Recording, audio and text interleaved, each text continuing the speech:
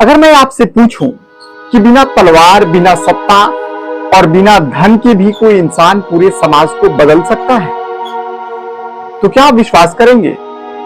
एक ऐसा लेखक जिसने गरीबी देखी, भूख देखी, अपमान सहा, लेकिन अपनी कलम से लाखों लोगों की सोच बदल दी। आज की कहानी उस शख्स की है जिसे हिंदी और उर्दू का सम्राट कहा जाता है। नाम है मुंशी प्रेमचंद। आदाब, आप देख रहे हैं बोर्ड आपकी और मैं हूं आपके साथ मोहम्मद सादिक हुसैन। 31 जुलाई 1880 उत्तर प्रदेश के वाराणसी के पास लमही गांव में एक बच्चे का जन्म हुआ। नाम रखा गया धनपत रॉय श्रीवास्तव। पिता डाक विभाग में एक साधारण कर्मचारी थे और मां धार्मिक स्वभाव की थी, लेकिन किस्मत ने बचपन में ही उन्हें कठिन परीक्षा से गुजरने पर मजबूर कर दिया। जब प्रेमचंद केवल 8 साल के थे तभी उनकी मां का निधन हो गया। कुछ समय बाद पिता ने दूसरी शादी कर ली। घर की आर्थिक स्थिति लगातार खराब होती चली गई। बचपन खेलने कूदने में नहीं बल्कि जिम्मेदारियों में बीता। यही संघर्ष आगे चलकर उनकी कहानियों की सबसे बड़ी ताकत बना। कई बार ऐसा होता था कि पढ़ाई के लिए किताबें खरीदने के पैसे तक नहीं होते थे। उन्होंने ट्यूशन पढ़ाकर अपनी पढ़ाई पूरी की। गरीबी इतनी थी कि कभी कभी पेट भर खाना भी नसीब नहीं होता था, लेकिन उनके पास एक ऐसी दौलत थी जिसे कोई छीन नहीं सकता था। वो थी पढ़ने की भूख। उन्हें जो भी किताबें मिलती उसे पढ़ डालते। यहीं से जन्म हुआ एक ऐसे लेखक का जिसने आगे चलकर भारतीय समाज की सच्चाई को दुनिया के सामने रख दिया। शुरुआत में उन्होंने नवाब राय नाम से लिखना शुरू किया। 1908 में उनकी देशभक्ति से भरी हुई पुस्तक शोज़े वतन प्रकाशित हुई, लेकिन अंग्रेज सरकार को यह पसंद नहीं आया।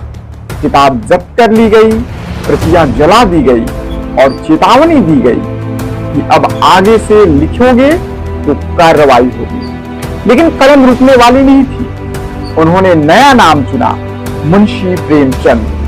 यही नाम आगे चलकर साहित्य का पर्याय बन गया।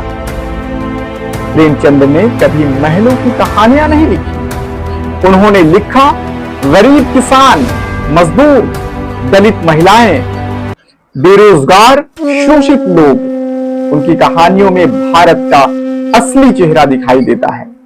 जैसे ईदगाह का छोटा हामिद जो मेले में खिलौने नहीं बल्कि अपनी दादी के लिए चिमटा खरीदता है, आज भी हर आंख नम कर देता है। पूस की रात का हल्कू, ठंड से कांपता किसान आज भी किसानों की पीड़ा याद दिलाता है।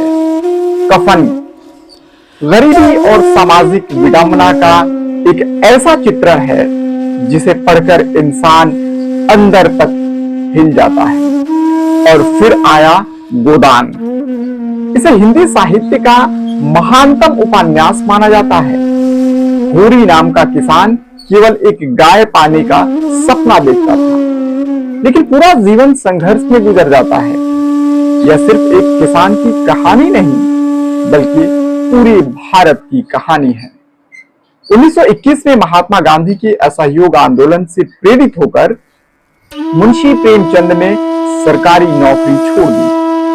सोचिए, उस दौर में नौकरी छोड़ना कितना बड़ा जोखिम था, लेकिन उनके लिए देश और समाज नौकरी से कहीं बड़ा था। इसके बाद उन्होंने पूरी जिंदगी साहित्य और पत्रकारिता को समर्पित कर दी। आर्थिक तंगी आखिर तक उनका पीछा नहीं छोड़ सकी। बीमारी बढ़ती गई लेकिन लेखन कभी रुका नहीं। 8 अक्टूबर 1936 एक महान लेखक दुनिया से विदा हो गया, लेकिन उनकी कलम अमर हो गई।